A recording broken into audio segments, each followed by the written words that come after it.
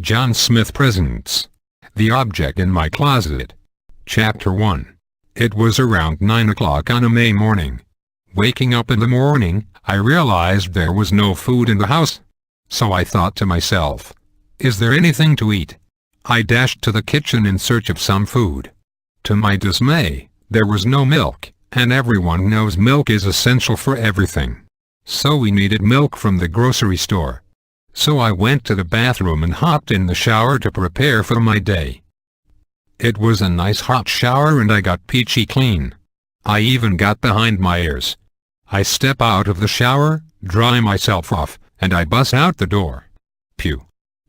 I walk into my room and grab today's clothing, but as I was reaching for the closet, there was a noise, an odd, very odd noise. I started reaching for the doorknob of the closet. My hand was getting closer and closer. I grabbed the doorknob, and I feel a shocking sensation throughout my body. But I didn't care. I wanted to get to the bottom of this situation. I opened the closet door to find nothing. And that's when I woke up. I woke up in a cold sweat. There was cold sweat running down my face. I had to get out. I knew it was a nightmare when I woke up to find no milk anywhere in the household. I run outside. I bash down the door. I am now outside. The lights are off, but the sun is out, and so is the moon. I ran outside. Someone tapped me on the back, and I turn around to see it's a mysterious woman.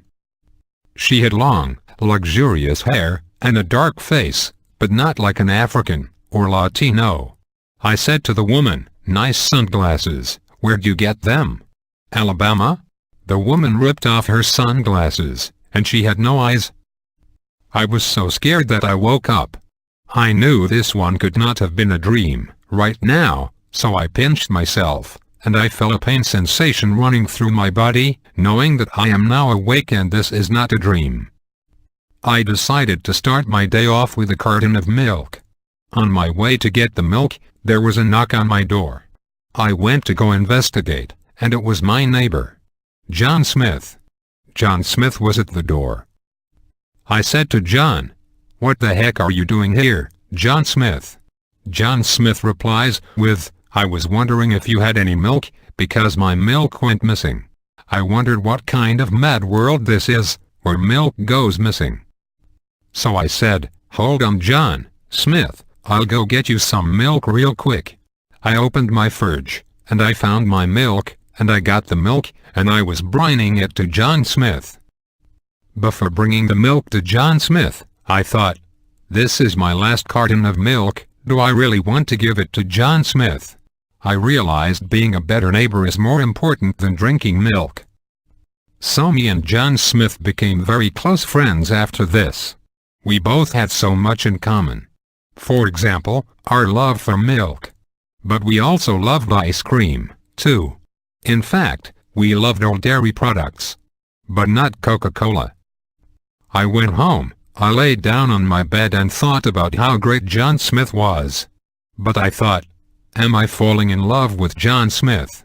I thought, no, I can't be falling in love with John Smith.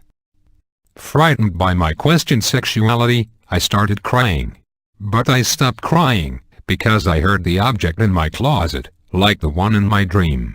I walked over to my closet to see what all the hubbub was about. And that's when my door slammed closed. Boom. Reaching for the doorknob, I grabbed the doorknob. I'm electrified throughout my whole body. On the ground, I could not move any of my muscles to get up, when I heard my front door open, then close. I'm afraid of house intruders, so I told my muscles to get their head in the game so we can go solve this mystery. Walking around my house, I see a figure walking around, a dark, shady figure. It really puts a shiver in my spine, if you know what I mean. I eventually started running up to the shady character. Catching up with the shady character, I say, "Who are ya?" The figure turns around, and turns out to be none other than the woman I saw in my dream. She stares at me with her eyeless eyes. Frightened by the event, I start crying. The woman asks me if I would like to know what's going on in my closet. I say, "Yes please." The woman says, "What's in that closet cannot get out to the general public. It's a curse. I put some protection on the box to halt you trying to get to it. You must never, ever try to retrieve the object from the closet." So what do I think? I must try to get the item from my closet. I felt an itching sensation in my nose. I had to sneeze. I sneezed, and you know how when you sneeze you bend down and then you bend back up. Well, when I bent up, the woman was gone. I walked up to my closet door, and I was like, how am I going to get inside of you? So I thought, I can use the doorknob, but we can blow it down some other way. So I went to my sock drawer and pulled out my 12-gauge shotgun. I pulled the trigger and blew down the closet doors. Now's my chance. There was a box. A black box, to be specific. Anyways, I picked up the box, and I was like, wow, aren't you a beauty?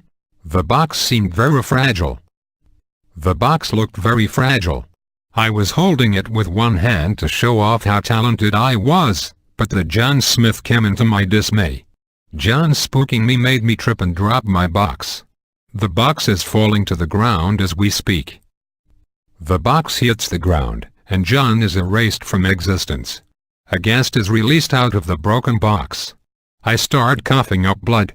And that's when I got an itching sensation on my chin.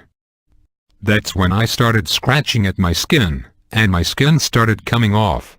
And underneath was not blood, but pale white skin. And underneath, I was the man. I'm scared. I don't want to be the man. I don't even know who the man is. But I felt like I had to call myself the man. It was a title, given to me by genetics.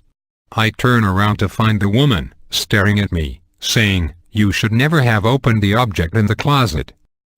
I had to live with being the man for about another year until I woke up one day in a dark room and a light comes from the ceiling and I see two giant hands coming in. I start crying. Next thing I know, I'm in a woman's arms, as an infant. The doctor said, "Oh, doesn't he look like a spicy meatball?" And then I live a normal life.